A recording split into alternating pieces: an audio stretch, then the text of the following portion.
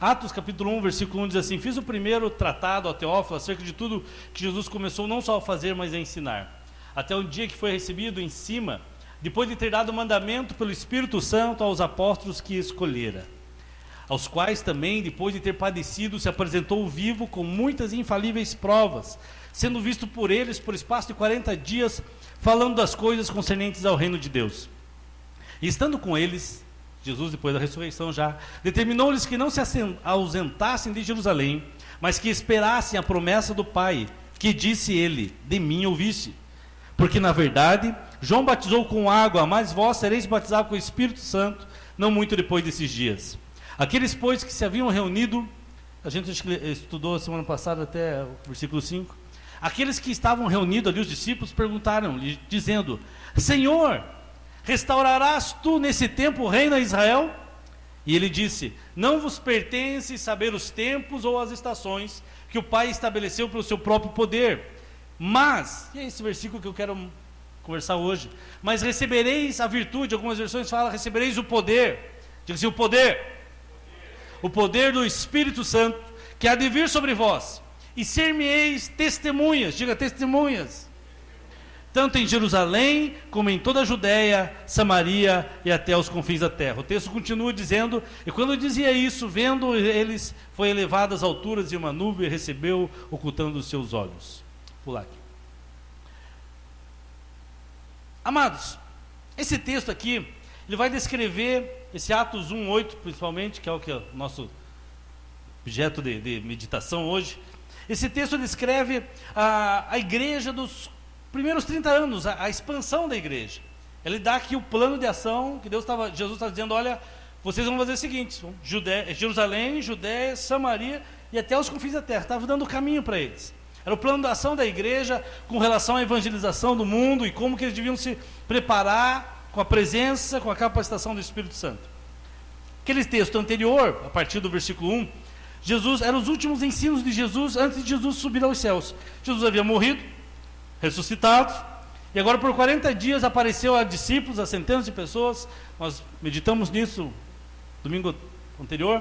Apareceu para mais de 500 pessoas, e Jesus aparecendo, e a última vez, as últimas palavras dele, e ele acaba sendo até interrompido pelos discípulos, estando ali com eles. Alguns deles perguntam o seguinte: Senhor, é nesse tempo que restaurarás o reino a Israel? Ah, Senhor, é agora que nós vamos tomar posse, conquistar o mundo, né? É agora o Senhor ressuscitou, o Senhor venceu a morte, agora o Senhor vai vir com os teus anjos, e nós vamos conquistar o mundo. Conquistar o mundo para eles era Israel, se tornar uma grande potência, sair debaixo do domínio do Império Romano, que eles tanto desejavam isso. É agora, Senhor. E aí, se você analisar a resposta que Jesus dá, Jesus diz assim: não vos pertence saber os tempos ou as estações que o Pai estabeleceu pelo seu próprio poder. Aí Jesus vem com uma resposta, Jesus vem com um contraste: mas recebereis poder ao descer sobre vós. Aqui, amados, Jesus começa a apresentar um contraste aqui dos ensinamentos de Cristo. Jesus, com relação ao reino de Deus e o reino de Israel, está dizendo o seguinte: esse texto está mostrando que eles tinham perspectivas diferentes. Eram discípulos de Jesus, andaram com Jesus por 3 anos, viram o que viram Jesus fazer, mas ainda eles tinham uma perspectiva terrena, de que Jesus ia restaurar o reino de Israel, que era oprimido pelo Império Romano, e anteriormente, só por 70 anos ficaram livres de opressão de outro exército inimigo, e eles esperavam isso, ansiavam por isso, o Messias libertador. Agora Israel, agora nós vamos conquistar o mundo, agora cada um vai ter o seu espaço, Jesus. E aí Jesus vem com uma outra perspectiva, com relação a qual que era a função da igreja. Igrejas são as pessoas, não é uma instituição. Qual era a função dos discípulos da igreja? E aí Jesus vai responder para eles como que se faria presente o reino de Deus. Eles achavam que a manifestação do reino de Deus era terrestre, era eles aqui como reinado de Israel. Vamos reinar, Israel vai sair agora desse domínio, e nós vamos reinar, e era algo focado simplesmente em coisas terrenas, materiais. E aí Jesus disse: mas não compete a vocês saber a hora, o tempo, mas recebereis poder. Amados, Como ia se fazer presente o reino de Deus? Pela presença do Espírito Santo. Jesus fala, olha, a promessa que o Pai já tinha dado. Só que os discípulos não estavam interessados muito na perspectiva do reino de Deus, do olhar do reino de Deus que Jesus estava apresentando. Eles queriam aquela libertação do Império Romano. Eles que era o cenário deles. Eles queriam algo ali, momentâneo, para a hora. E agora eu pergunto para você, e nós hoje? Será que nós não temos também, às vezes, uma perspectiva errada do que é o reino de Deus para nós? Esperamos que Jesus venha e Jesus haja. Para quê? Para estabelecer o nosso reino? Para nos abençoar, porque eu preciso de uma bênção. Não que Ele não possa nos abençoar. Ele é abençoador. A graça dele está sobre nós. O favor dele está sobre nós. Mas será que a nossa perspectiva, será que nós somos diferentes daqueles discípulos? Será que nós não estamos preocupados com o nosso salário? Simplesmente? Será que nós não estamos preocupados simplesmente com o nosso trabalho, com o nosso dia a dia, com a nossa família, com a construção da nossa casa, com o carro que você tem que pagar, com o trabalho, com algumas bênçãos, talvez com as tuas férias, talvez só com os teus estudos, ou com o teu passeio no shopping? Será que nós não estamos preocupados? Agora sim, agora vai, agora as coisas vão mudar, minha vida vai virar uma maravilha, porque Jesus está em casa, Jesus se manifestou. Qual que é a resposta de Jesus? Eles vêm com uma questão escatológica, Senhor, agora que o Senhor vai estabelecer o reino de Israel, Jesus vem com uma resposta e diz assim, não pertence a vocês saber o tempo, a hora que o Pai estabeleceu pelo seu próprio poder. Jesus disse que não era da competência deles, não era papel deles especularem quando que haveria de estabelecer o reino, quando não haveria. Isso não era papel deles. Por quê? Porque o reino de Deus, Jesus começa a apresentar, estava na proclamação, o que chamam, né, no grego, no querigma, na pregação de Cristo, e na promessa que o Espírito Santo seria derramado. E esse ponto, amados, a gente tem diante de nós, que não é um esforço humano que vai trazer a plena manifestação do reino. Jesus estava dizendo, não é o esforço humano que vai trazer, que o reino vai se manifestar, mas é o próprio poder de Deus que irá fazer com que o reino se manifeste. Não é um esforço nosso que, agora não, é a manifestação do poder. Do poder, irmão. É a graça do favor do Senhor, é o favor do Senhor, o Espírito Santo sendo derramado. Jesus está dizendo o seguinte, olha, não é nada disso que estão pensando, vocês têm que esperar o Espírito Santo vir sobre vocês, capacitados pelo Espírito Santo, Deus fará uma obra e o reino de Deus vai se manifestar entre vocês. O reino vai se manifestar, e ele diz, mas recebereis poder do Espírito Santo, que há de vir sobre vós. Eles tinham uma perspectiva humana, uma perspectiva egoísta, uma perspectiva materialista do que era o reino de Deus. E aí Jesus fala assim, não, nada disso, gente, espere, porque recebereis poder, ao descer sobre vós, mas recebereis poder do Espírito Santo, que há de vir sobre vós, e ser-me-eis, e aí sim, revestido do Espírito Santo, vocês serão minhas testemunhas, tanto em Jerusalém, na Judeia, Samaria e até os confins da terra. Eu quero meditar um pouquinho nesse versículo, mas recebereis poder, versículo 8. Jesus começa já com mas, ele está colocando uma oposição, olha, não é nada disso, mas, a ideia aqui de um contraste, né? É ala, no grego, não é nada disso que vocês estão dizendo, ele está usando uma conjunção aqui, e ele quer enfatizar, não é nada disso, ele está chamando a atenção aqui, ele está dizendo, olha, Cristo estava dizendo para eles que eles deveriam deixar de pensar, esquece esse pensamento sobre o reino de Israel, sobre escatologia, ou sobre agora, esquece isso agora, sobre algo futuro, visível, manifesto aos olhos. E ele está dizendo para eles o seguinte, olha, esse esforço humano é algo que vocês, não vai trazer este reino de forma automática, não é assim não. A função de vocês, são igreja, está dizendo para os discípulos, é proclamar a mensagem do reino, é proclamar o reino de Deus a pessoas, a mensagem do filme. O nosso papel não é ficar dentro de de um barquinho, vamos dizer que isso aqui é o barco, fazendo festa, cuidando para não sujar o carpê, se preocupando de nos guardarmos do mundo. Não. Ele está dizendo assim, olha, a função da igreja é proclamar a mensagem do reino, e não ficar especulando quando que o reino vai se manifestar. Não, proclamem, preguem, anunciem. Agora, por que Jesus usa esse contraste aqui? É porque ele está dizendo o seguinte, amados, o fato é que a igreja deveria fazer o quê? A igreja deveria ser capacitada para poder proclamar o reino.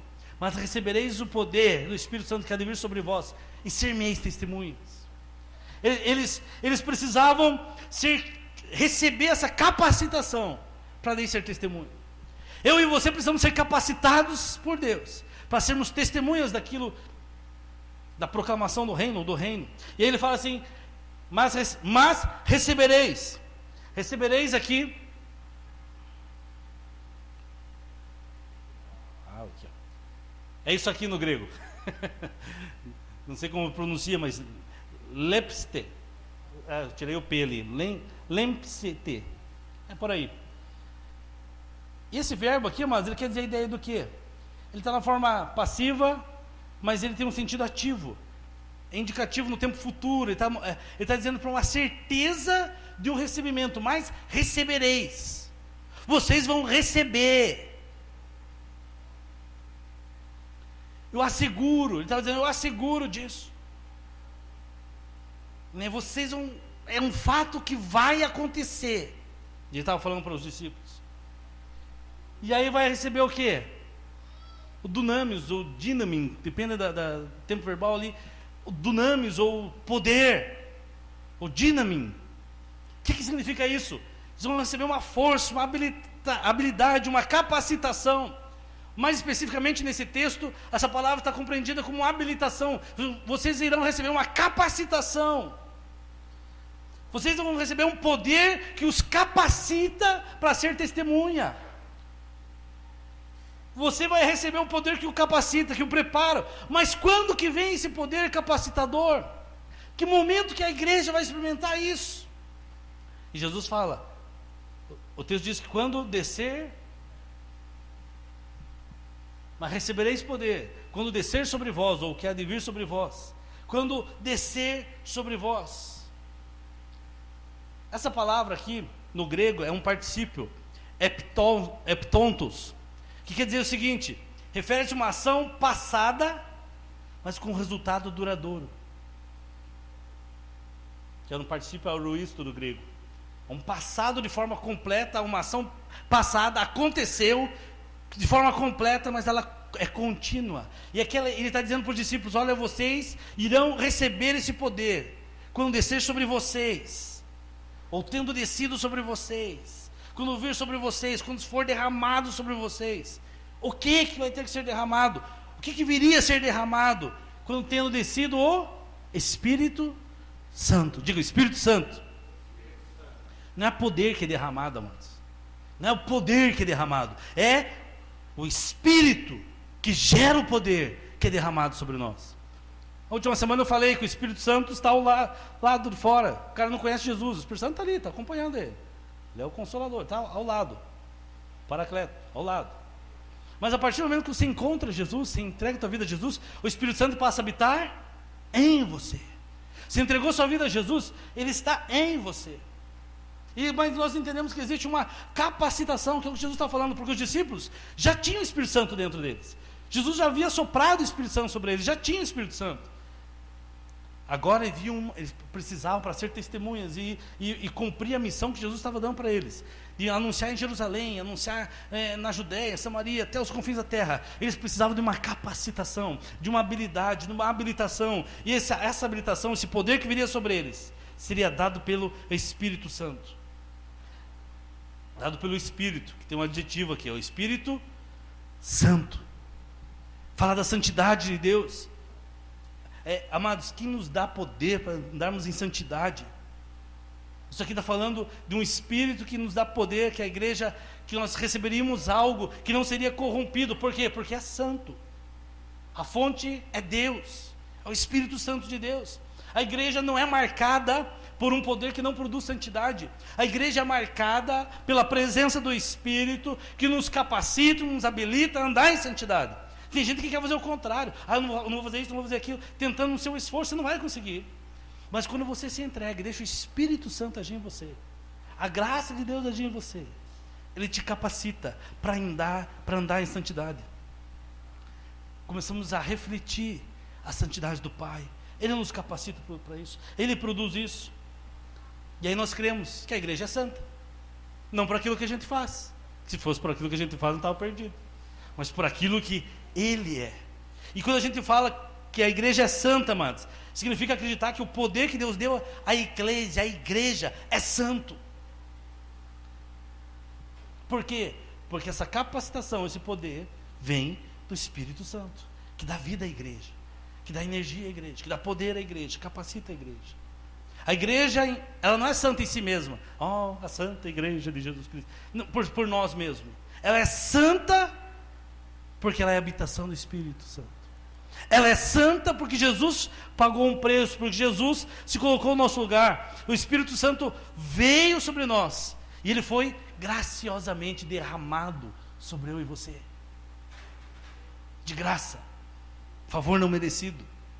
Ele é derramado sobre a igreja. E Ele dá a nós, a igreja, nos confere um poder sem igual. Mas nós temos que pensar nisso. No filme ele fala num momento lá, eles têm o melhor navio do mundo, eles estão mais preparados que tem. Podiam salvar as vidas lá, capacitados, habilitados. Amados, o Espírito que está sobre a igreja, o poder que está sobre a igreja, não tem igual no mundo. É um poder que somente a igreja tem. Nenhum outro órgão, instituição, ninguém tem o poder que é conferido à igreja. Um dia Paulo é Pedro, que parece Simão lá, Pedro, né? Pedro, que estavam curando, daí chega um Simão, o mágico lá, e fala assim: quando vocês querem para eu ter esse poder também? E aí Pedro fala assim: para, rapaz, pareça com você o teu dinheiro, isso aqui não se compra. Amados, não há lugar no mundo que se alcance isso.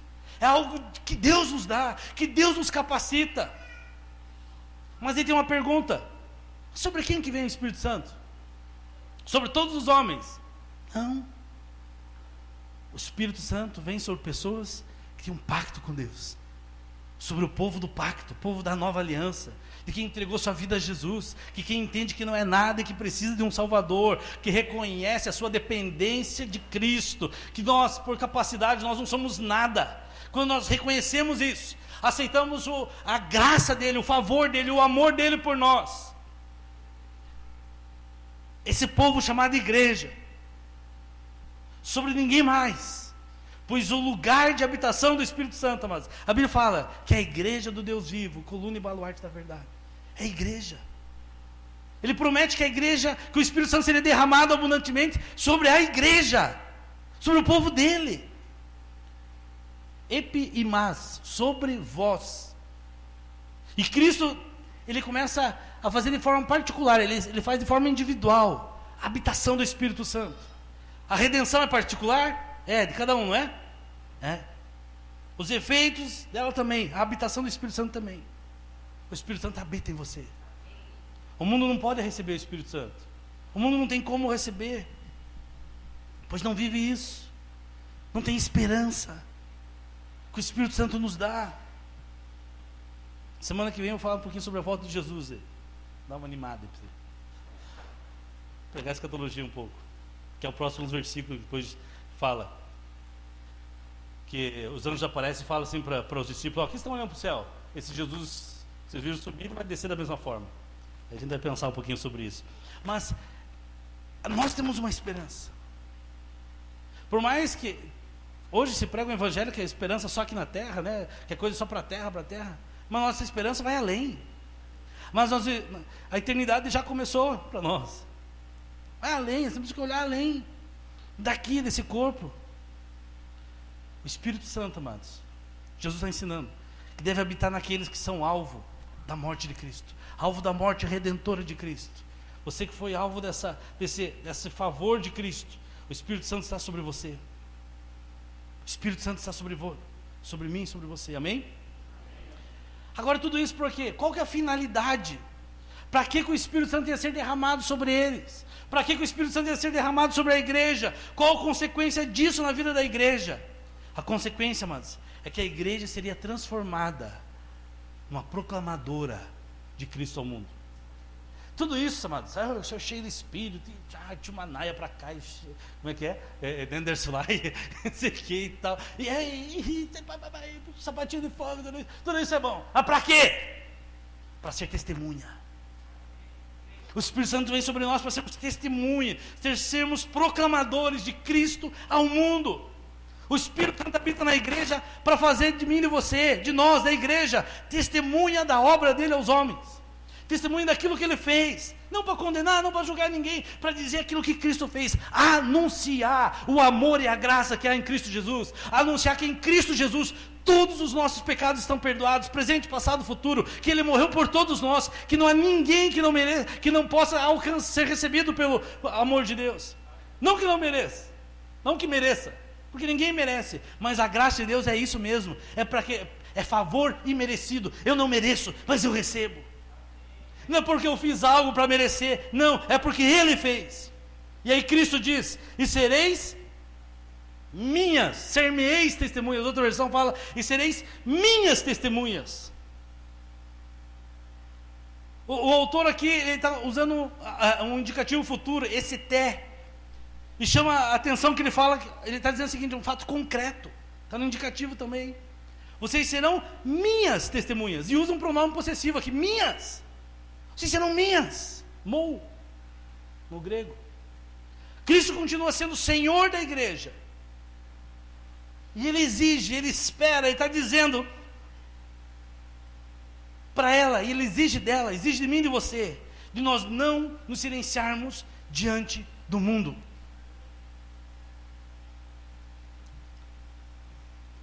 Pastor, mas a gente está na graça, Jesus exige. Ele está dizendo, vocês serão minhas testemunhas.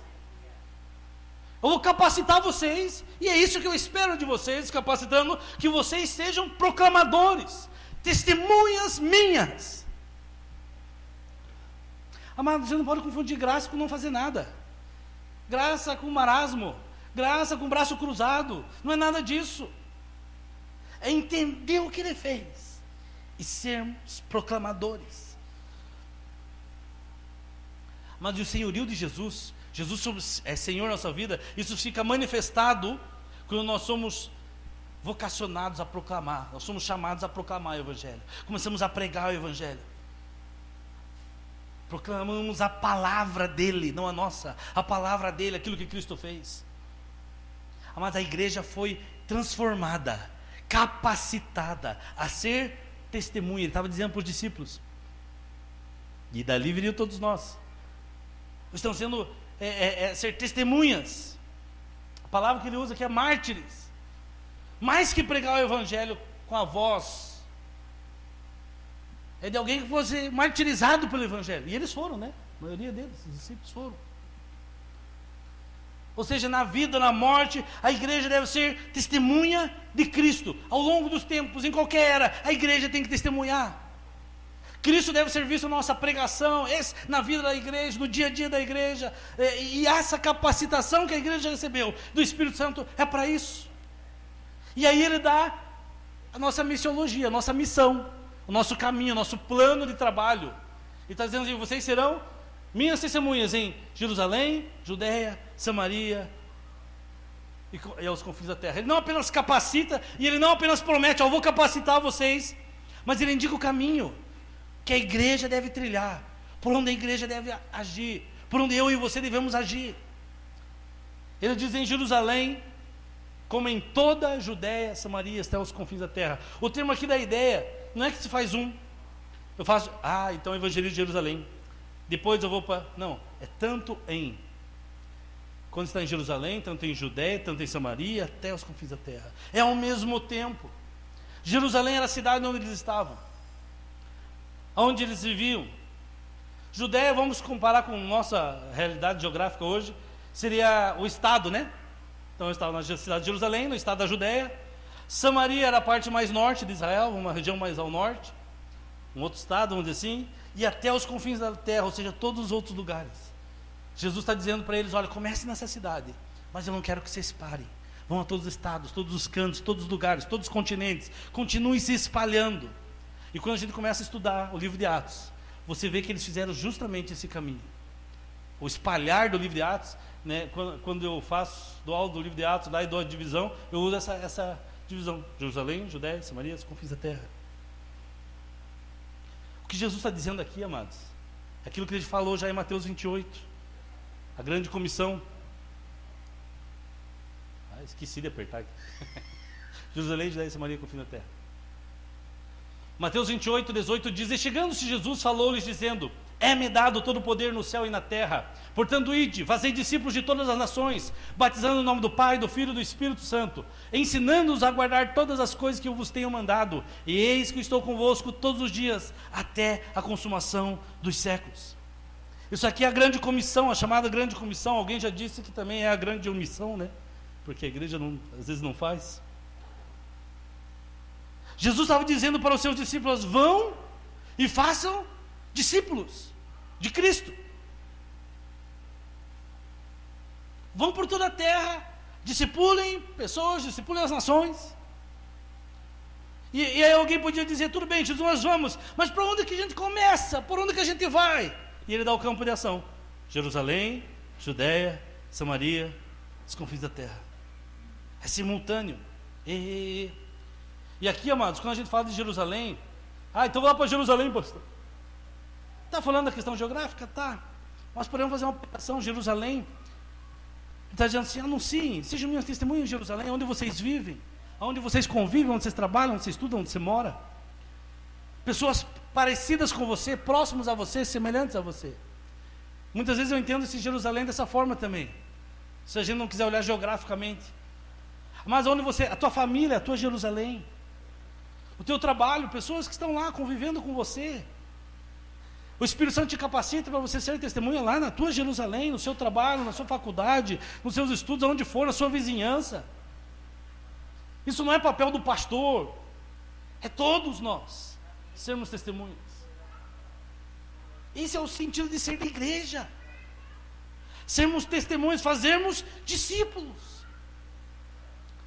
E aí quando fala Jerusalém, aqueles que são parecidos com você, têm os mesmos hábitos, frequentam os mesmos lugares, enfim, pessoas parecidas. Judéia, já também é gente do mesmo estado, parecido com você, talvez não é tão próximo, às vezes aquele parente que está mais longe, o amigo que você só vê ali de vez em quando, o colega, que são pessoas parecidas com você, que talvez você nem conheça, alguns, mas são, vamos pensar aqui pessoas que você convive, às vezes pega o ônibus ali, seja testemunha. Samaria, os samaritanos, a origem dos samaritanos está lá em 1 Reis 18. Os samaritanos eram judeus. Quando a primeira invasão, Israel era dividida no Reino do Norte e Reino do Sul. 10 tribos ficaram divididas no Reino do Norte e 2 tribos ficaram no Reino do Sul, 2 tribos e meio. Essas 10 do Reino do Norte, elas se desviaram, abandonaram a Deus, adoraram ídolos. A história, na verdade, é começar pelo começo. Deus tinha promessa de Davi, Salomão, o filho dele, Roboão, assume o trono. Roboão quis mostrar que ele que mandava, que ele era mais, que ele era jovem, né, que ele era mais competente talvez que o pai, e se aconselha com os jovens lá e manda vir mais imposto, mais serviço para o povo. Aí há uma revolta, existe uma revolta liderada por Jeroboão. Jeroboão vem, levanta uma revolução lá e divide o país em 2. Israel era dividido em 12 tribos, né, e basicamente, e aí 10 tribos ficam ao norte, 2 tribos ficam ao sul, 10 tribos ficam com Jeroboão ao norte, 2 tribos apenas, e mais meia tribo de Manassés com Roboão ao sul.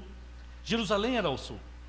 E o povo todo ano descia a Jerusalém para adorar. Agora estão Reino do Norte, Reino do Sul. O Reino do Norte chamava-se Israel, o Reino do Sul passou a chamar Judá. Só que o pessoal do Reino do Norte, uma vez por ano, descia para adorar em Jerusalém. E Deus tinha dado uma promessa a Jeroboão, falando o seguinte: olha, se você for fiel, permanecer fiel, o teu trono não terá fim. Só que o povo, uma vez por ano, desce lá a Jerusalém a adorar, ele começa a ficar com medo de perder o trono, esse povo um dia desce e fica. E aí o que ele faz? Em Siquém ele constrói um bezerro de ouro, o famoso bezerro de ouro, mais uma vez, constrói um bezerro de ouro, e o povo começa a adorar aquele bezerro de ouro, e fala, está aqui o seu Deus, não precisa descer em Jerusalém, e o povo começa a adorar, e aí começa a se prostituir espiritualmente, né, adulterar, servir a outros deuses. E aí Deus começa a usar os profetas, esses profetas que você tem na Bíblia ali, vários profetas, maiores, menores, alguns deles, começam a profetizar, olha, o mal virá do norte, se arrependa, larga a idolatria, abandona a idolatria, eles não fazem isso. E Deus usa a nação da Assíria, a capital era Nínive, e eles vêm e invadem o reino do norte, destroem o reino do norte. E a Assíria fazia algo, eles misturavam os povos dominados. Quando você estuda os governos humanos, cada grande império agiu de uma forma, mas os assírios, o que eles faziam? Vamos dizer que eu sou de um reino, esse pessoal do outro, esse pessoal do outro. Então eles invadiam aqui, minha terra, meu país. Só que eles já tinham invadido os dois países aqui. Então ele pegava um pessoal daqui, trazia para cá, e outro daqui levava para lá. Outros de lá, daquele grupo, aquele país, traziam para o país B, outro para o país C. O que eles faziam? Eles misturavam os povos. Tiravam muito da sua terra, porque daí perdiam a identidade, perderiam o poder de se aglutinar e se revoltar contra eles. Além disso, os assírios eram terríveis. Há relatos de que eles chegavam, invadiam lugares e eles matavam mulheres grávidas, abriam mulheres grávidas, tiravam o feto de dentro, com ela ainda viva. Né? Eram terríveis. Por isso que Jonas se recusa a pregar depois para os ninivitas. Tá? E aí, dessa mistura, desse povo, o reino do sul continua, depois mais tarde a Babilônia invade e tal, tem toda aquela história. Mas desse pessoal que ficou lá no reino do norte, muitos foram embora, outros ficaram. E eles se misturaram com aqueles povos de fora, de outros países. E aí eles perderam a identidade deles como judeus. Depois a capital do Reino do Norte mudou para Samaria. E aí surgem os samaritanos. Quem que eram os samaritanos? Era um judeu misturado. Era um judeu que não tinha mais os costumes e as práticas dos judeus, que se misturaram com outros deuses, serviram outros deuses, faziam tantas outras coisas. Aí Jesus, porque já viu vários textos que falam que os judeus não se davam com os samaritanos. Quando Jesus está conversando com aquela mulher samaritana, ele está fazendo algo inimaginável. Primeiro conversando com uma mulher, segundo com uma samaritana. E quando Jesus fala, e muita gente olha esse texto, tem a questão que para mim não é adultério ali. Ela fala assim, ó, Jesus começa a dar água, chegando junto ao poço. Ela fala, mas Jesus fala assim, ó, se eu tivesse a água que eu tenho, você que me pediria. Se soubesse que está pedindo água aqui. Ela fala, mas não tem nem como pegar água. Não, mas a água que eu dou vai fazer jorrar para você a vida eterna. E Jesus começa a falar com ela, vamos dizer assim, falar algo sobre a vida dela. E Jesus fala para ela, vai lá e chama teu marido. Ela fala, não tenho marido. Aí Jesus fala assim, é verdade, você não tem marido, já teve 5, e o que você tem agora não é teu marido. Como isso? E aí Jesus começa, aquela mulher depois sai, vai para a cidade, anuncia toda a cidade, e traz os homens, as pessoas daquela cidade. Só que por que ela não traz o marido dela, o cara que ela vivia? A palavra marido também é senhor, que também é traduzida às vezes por Baal. Baal, senhor, marido, mesma palavra. E há alguns escritores que dizem o seguinte, ali não estava falando de adultério, porque tem um momentinho naquele texto, que quando ela fala aquilo, ela fala assim, Senhor, nossos pais dizem que nós devemos adorar em tal lugar. Vocês judeus que dizem que é em Jerusalém, onde é que a gente deve adorar? Não sei o quê. Imagina, Jesus estava dando uma bronca, está falando o quê? De adultério. E aí depois aquela mulher passa o Miguel em Jesus, né? Jesus falando, olha, você está em pecado, você é adúltera. Mas menos isso ele está dizendo. Mas então, Jesus, que dia que é o culto lá na igreja mesmo? O que você... Aí Jesus cai na conversa dela. Então, daí muda o assunto, eles estão falando de adultério. E de repente eles estão falando de adoração. Não parece que eles mudam o assunto? Mas eles não mudam o assunto. Porque a questão ali é espiritual. Jesus está falando assim, olha, você já teve 5 deuses. E o Deus que você tem ainda não é teu Deus. Como isso, pastor? É só olhar a 1 Reis 18. Os 5 povos que foram lá para Samaria, cada um trouxe o seu Deus, tem até o nome deles lá. Você já adorou 5 e você não encontrou com ele ainda. Tanto é que quando ela volta, ela não traz o marido dela. Ela não traz ninguém. Nem o cara que ela está vivendo. Era um povo que se misturou. Era um povo já diferente deles. Para nós, o que tem a ver isso, pastor? Toda essa história. O samaritano, mano, é aquele que talvez você julga que está tudo errado. Aquele cara que está com a vida tudo torta. É aquele cara que talvez é diferente de você e nós às vezes não aceitamos. É talvez o homossexual, talvez o político, seja... Quem se diz? Seja o corintiano, o atleticano, o coxa branca. Só para quem não sabe, quem é novo na igreja, os próximos 3 meses eu deixo de ser coxa, né? Por esses 3 meses de Campeonato Paranense eu sou operário de Ponta Grossa, tá? Só que no operário perde que eu sou coxa. Tem que voltar às origens. Mas, amados, são pessoas diferentes. E Jesus está dizendo, olha, você tem que ser testemunha para aqueles que são iguais, aqueles que são parecidos e aqueles que são diferentes. Aquele que você não se bica, você vai ser testemunha para ele. Aquele que você não gosta, poxa, mas eu vou ter que atravessar a rua. Quando você vê aquele tipo de pessoa, você atravessa a rua. Jesus está dizendo, vocês são testemunha para esse tipo de gente. E até os confins da terra. Sabe o que está dizendo, amados? Pessoas totalmente diferentes de você, fora da tua realidade. Talvez esteja no mais alto nível lá da sociedade, possa ser os teus confins da terra. Ou talvez o mais baixo nível da sociedade, pode ser o teu confim da terra. E pode ser que esteja do outro lado da rua o teu confim da terra. Mas Jesus está dizendo, eu capacito vocês para serem minhas testemunhas. Amados, e eles foram a todas as nações, eles começaram, e a maior parte deles foi assassinado. Mas hoje, existem pessoas, amados, que nunca ouviram falar de Jesus. E aí nós entramos, e aí nós aparecemos. Aquela ordenança não é só para os discípulos daquela época. Essa ordenança é para mim e para você. Mas é nosso trabalho. Diga assim, é meu trabalho fazer discípulos de Jesus. Veja bem, discípulos, repita, discípulos de Jesus. Eu não gosto dessa história, o meu discípulo, mas eu não quero ter discípulo meu. Se vocês forem discípulos meus, meu Deus do céu, estão perdidos. Não quero discípulos meus. Paulo e todos os outros fizeram discípulos de Jesus. Serem meus imitadores. No que? Eu estou imitando Jesus. Imitar a Jesus. Nosso trabalho, amados, é fazer discípulos com aqueles dons que Deus te deu. Fazer discípulos com aquilo que Deus te deu. Cada um de nós temos dons específicos. E Ele nos deu, nos capacitou para fazermos discípulos. Não é só o pastor, o missionário, o irmão, o fulano, o líder. Não, eu não preciso me preocupar com isso, de evangelizar, de batismo com o Espírito Santo, sair para o ministério. Não, amados, isso é para todos nós. Nós vimos no vídeo, era para todo mundo ir. O ministério chamado é para todos. Não tem aqueles que vão fazer, aqueles que vão ficar lá curtindo, tomando um cafezinho, e fazendo bazar, e faz chá, e faz café, e faz almoço, e faz pizzaiada, e faz não sei o quê, e faz não sei o quê. E aí nós vivemos igreja cheio de programação. Vocês perceberam bem o filme, né? As portas, tinha uma cruz, o nome do navio, o Corpus Christi, o corpo de Cristo, cruz em tudo que é lado. Mas nós não estamos aqui para fazer festa. Afinal, a festa está acabando, está no fim. Mas Deus quer que nós sejamos testemunhas dele. Então Ele está dizendo, quero que vocês recebam o Espírito Santo e recebam esse poder para fazer discípulos. Mas e o jeito de você fazer discípulo, o jeito de eu fazer discípulo, o jeito de cada um fazer discípulo é diferente um do outro. Evangelistas vão sair daí ganhando pessoas para Jesus, trazendo pessoas para Jesus. Tem pessoas que têm um dom de ensino, e isso aí vão ajudar essas pessoas a crescerem, vão fazer discípulos. A Bíblia em nenhum momento fala, façam convertidos. Ele fala, façam discípulos. O cara tem um dom de encorajamento, então vai ajudar as pessoas a encorajar a crescer. Dom de exortação vai corrigir.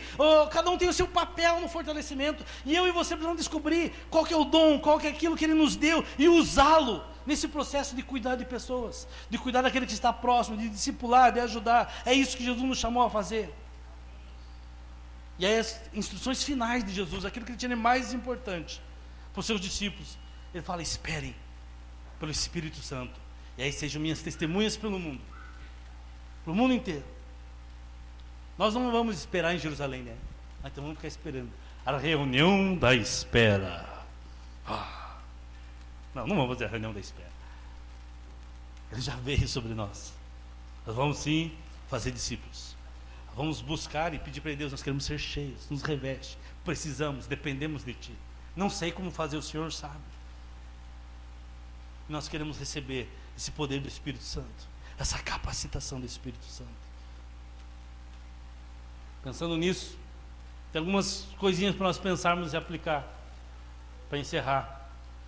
Nós precisamos, diante de tudo isso, aplicar na nossa vida. Algumas questões aqui que a gente levanta são: primeiro, compreender que a igreja se manifesta pela finalidade com a qual Deus estabeleceu.